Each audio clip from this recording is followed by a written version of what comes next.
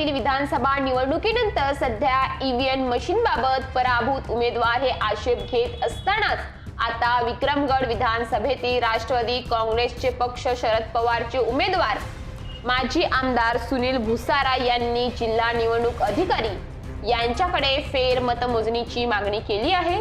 या संबंधीची सर्व प्रक्रिया सुद्धा पूर्ण केल्याने आता येथील किमान 10 मतपेट्यांची मतमोजणी पुन्हा होणार असल्याने याकडे आता सर्वांचे लक्ष लागून राहिले आहे।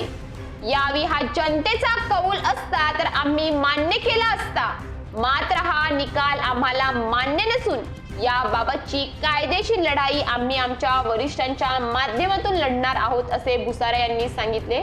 विक्रमगड विधानसभा मतदारसंघात भाजप आणि राष्ट्रवादी शरद पवार या दोन्ही पक्षात लढत झाली।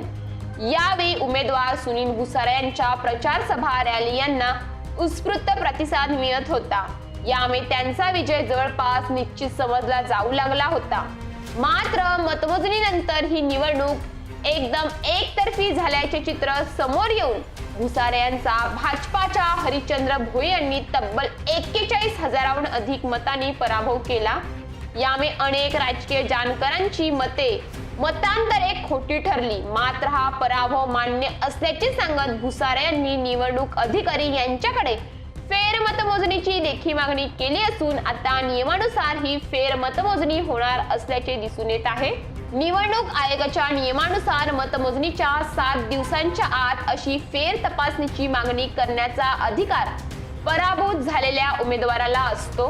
यासाठी एकूण मतमोजणीच्या 5% बूथची मतमोजणी करता येऊ शकते। यासाठी एकूण मतपेटीच्या 5% बूथची मतमोजणी करता येऊ शकते।